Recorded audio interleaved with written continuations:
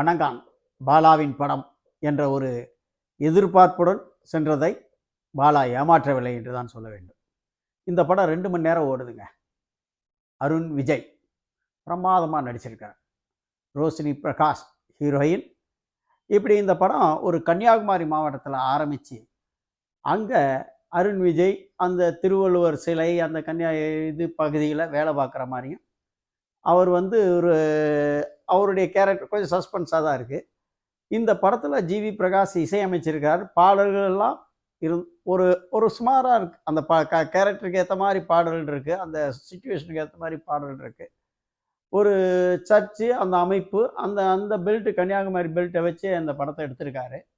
ஆனால் படத்தில் பல இடங்களிலே போலீஸுகளை காலவாரி இருக்கிறார் என்றே சொல்ல வேண்டும்.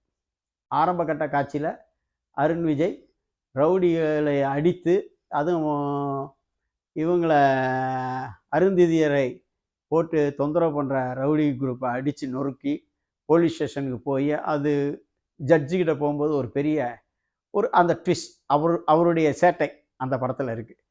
ஆனாலும் முதல் பாதி அதே மாதிரி ஹீரோயின் ரோஷினியும் கைடாக இருக்காங்க, டூரிஸ்ட் கைடு, பல லாங்குவேஜில் பேசுகிறாங்க. படம் அப்படியே இடையில அப்படியே அவ கூட ஒரு தங்கச்சி, அது சுனாமியிலேருந்து வந்தவங்க, அது இதுன்னு இப்படியே கதை ஒரு ஃபர்ஸ்ட் ஹாஃப் வரலும் போகுது.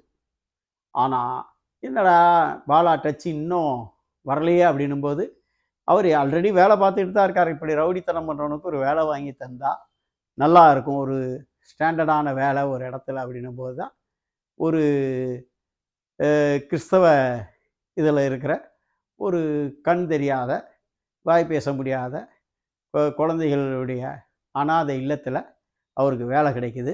அங்கே தான் கதை ஆரம்பிக்குது. அங்கே பாலா வந்துடுறார். செகண்ட் ஹாஃப்லேருந்து எண்டு வரலும் பாலா அப்படியே ஒரு டைரக்டர்.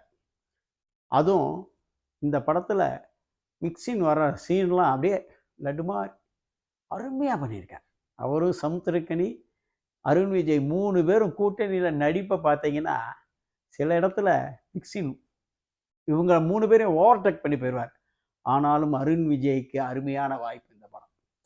பாலியல் ரீதியான தொந்தரவுகளை தட்டி கேட்குற அந்த சீனில் அந்த சண்டை காட்சிகள்லாம் பிரமாதமாக இருக்குது. இந்த படத்தை நீங்கள் போய் தேட்டரில் பார்க்கணும். ஆனால் நிறையா பேர் இப்படி நேரடி கதைகளை, அதாவது இந்த படம் ஸ்க்ரீன் பிளே எப்படி இருக்குன்னா, கதை களத்தில் இருக்கிற உண்மையெல்லாம் நமக்கு தெரியும், ஆனால் உள்ளே இருக்கிற கேரக்டருக்கு இந்த கதைக்களத்தினுடைய கருத்து தெரியாது, அந்த உண்மை தெரியாது. நமக்கு தெரியும், ஆஹா இது பாக்கியராஜ் ஸ்டைல், அவர் அப்பாவியாக இருப்பார், ஆனால் வெளியே இருக்கிறவங்களுக்கெல்லாம் அப்பாவியாக இருக்கும், ஆனால் உள்ளே இருக்கிற கேரக்டருக்கெல்லாம் கெட்டவனாக தெரியும், முரடனாக தெரியும், அப்படி இருக்கும். அது மாதிரி இந்த படத்தில் வெளியே இருந்து பார்க்குறவங்களுக்கு அருண் விஜயனுடைய உண்மை நிஜம் எல்லாம் தெரியும். ஆனால் ஸ்க்ரீனுக்குள்ளே இருக்கிற படத்தில் நடிச்சிட்டு இருக்கிற அந்த கேரக்டரைஸில் பார்த்தீங்கன்னா அந்த உண்மை தெரியாது. இதுதான் பாலாவுடைய ட்ரிக். இந்த படத்தில் சுவாரஸ்யமாக செகண்ட் ஹாஃப் அது கோர்ட் சீன்லாம் அருமையாக இருக்குது. இது பெண்களுக்கு ஆதரவு தர்ற படம். எங்கேயும் பெண்களுக்கு தொந்தரவு ஏற்பட்டுச்சுன்னா இந்த சிச்சுவேஷனுக்கு ஏற்ற மாதிரி இந்த படமாக கருத்து அமைஞ்சிருக்கு. அதனால் பாலா படம் என்ற ரீதியில் இந்த படம் வெற்றி படம் தான்.